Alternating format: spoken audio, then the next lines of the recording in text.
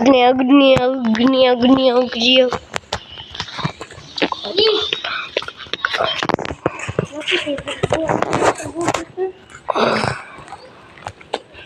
Tahu lah takut.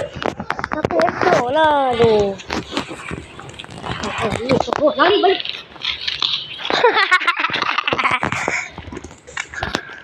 Kucing aku nak jalan juga lah. Weh. It's time to teach them a lesson. Aku dah bantai kucing-kucing ni. Hai.